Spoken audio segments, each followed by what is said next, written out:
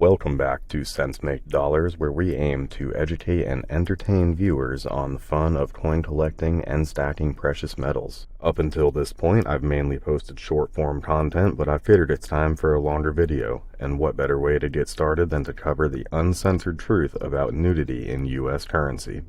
Today, in current times, showing a little skin is much more acceptable, but in 1794, when the coin you see here was minted, it was not. This is the 1794 flowing hair dollar coin, and this is the first $1 coin made by the United States. The obverse of the coin shows Lady Liberty with her hair flowing in the wind, and the neckline goes out so far that this was considered risqué for citizens of this time. Even with a little bit of backlash from the flowing hair dollar, the US proceeded to push the limits even further, and produced the draped bust dollar as their next design. The draped bust design features a more detailed image of Lady Liberty, where you can clearly see she is wearing a low-cut shirt that is revealing quite a bit of cleavage. The designer of this coin is named Robert Scott, and the image is used on other denominations such as half dollars, quarters, dimes, and even half dimes. He really must have been one of the first government employees to know that sect sells, and you can't spell independence without two D's. Now moving along, a few series later we get the seated Liberty design. This design again features Lady Liberty, but this time seated, wearing a long flowing gown revealing her shoulders and a low-cut neckline. By this point in history, everyone was fairly used to carrying their government-issued coinage. However, keep in mind this is still pre-1900s, and showing your shoulders was still considered a bit inappropriate. The coin you see here from the year 1872 is a very high-grade example of the seated Liberty dollar minted in Carson City, Nevada. Now next up is a big one, because this design actually had the people upset.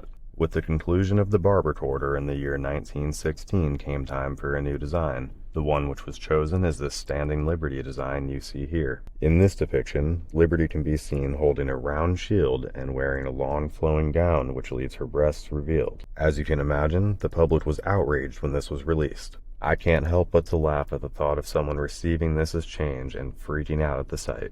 But this must have been happening all over, because after the design rolled into 1917 it was pulled and then replaced by a Type 2 design where Liberty's breasts are covered by a type of chainmail undershirt. This is the depiction of Lady Liberty that was used on the coin until the conclusion of the series in 1930. The last coin I have prepared for this video is the 1926 Oregon Trail commemorative half dollar. Although many commemorative coin designs were released throughout history, this is considered one of the most beautiful. This 50-cent coin features a nearly nude man wearing a Native American headdress. And aside from collectors loving this design, there were less than 50,000 minted in Philadelphia, making this a very rare and valuable coin.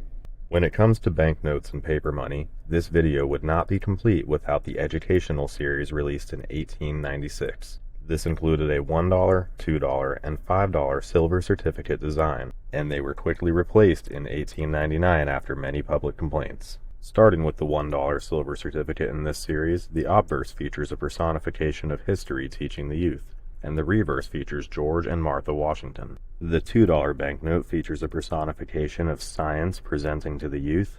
On the reverse you can see Robert Fulton and Samuel Morse. The $5 design is what really sealed the fate for this series.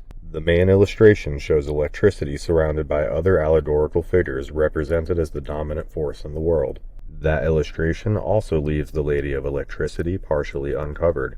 I'll let you be the judge of what's all showing in this image. The illustrations and engravings used in this series were very detailed and skillful, however there is too much nudity for the public to handle. I wonder if any of the designs we looked at today would be accepted in the modern times for more than just a collector's item.